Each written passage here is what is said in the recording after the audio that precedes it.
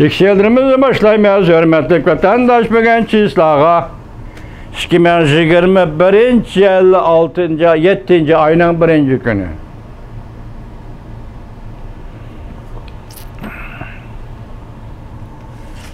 Eldeki mavzumunda vatandaş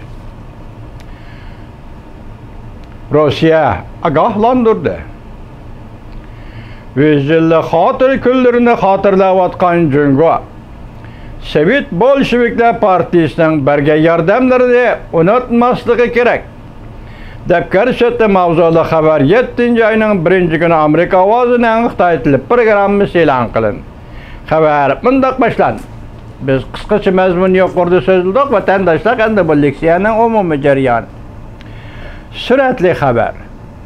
Stalin mavzudan beşinizki Cungo'nun veziri Zhou Enlay Cungo Sovet şartnamasiga imzo qo'yayotgan suratli ko'rinish bilan 1952 yil 2. ayning 14. günü Moskvada imzolangan Cungo Sovet do'stlik, ittifoqdoshlik, hamkorlik shartnomasi imzolangan suratli ko'rinish ostida bu xabar Cungo Kompartiyasi qurilganligining 100 yillik xotir kuni uchun o'chirib o'tkilib bo'lmaydigan Sovet ittifoqi geni mavzusi ostida Amerika ovozining Xitoy til programmasi e'lon qilindi. Xabar bunday başlandı.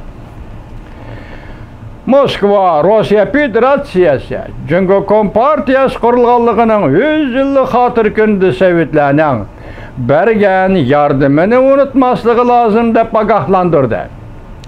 Tahlilchilar mundaq hisobladi, agar Sovet Bolşeviklar Partisining yordami bo'lmaydigan bo'lsa, Cungo Kompartiyasining bosib o'tgan yo'llari va bugungi kuni bo'lmagan bo'ladi.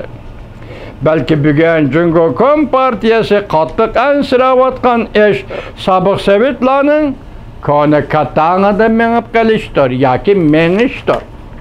Prezident Vladimir Putin Cungo Kompartiyasi aslini unutib qolmasligi lozim deb ogohlantirdi. Cungo Kompartiyasining partiya tarixini tadqiq qilganda ko'p qismi Sovetlar ittifoqi va Sovet Bolşeviklar Partiyasi bilan zich munosabatli. Şunlaşqa Cungo Rusya rahbarlari 6. ayning 28. günü o'tkazilgan ekran yig'inida Reis Xi Jinping Rusya Federatsiyasining Cungo Kompartiyasi partiya tarixiga aloqador ba'zi materiallar bilan ta'minlaganligiga alohida rahmat aytdi. Sizningcha Rusya Cungoga bergan qaysi materialdi vatandosh? O'ylab qo'ying ha. Prezident Vladimir Putin Cungo Kompartiyasi qurilganligining 100 yillik xotir kunini xotirladi. Prezident Vladimir Putin mundaq ko'rsatdi. 1928 yili Moskvada Cungo Kompartiyasining 6. qurultoyi ochildi. Mushu yerga bugun xotira sari selindi. Prezident Vladimir Putin yana mundaq ko'rsatdi.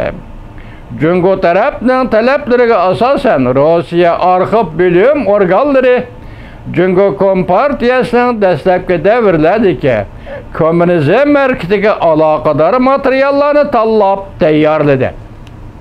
Demak, shuning ishininki vatandosh Sovet shartnomasi Uyg'uriston masalasi to'g'risida material va tayyorlangan arxivlarning hammasi deyiladi.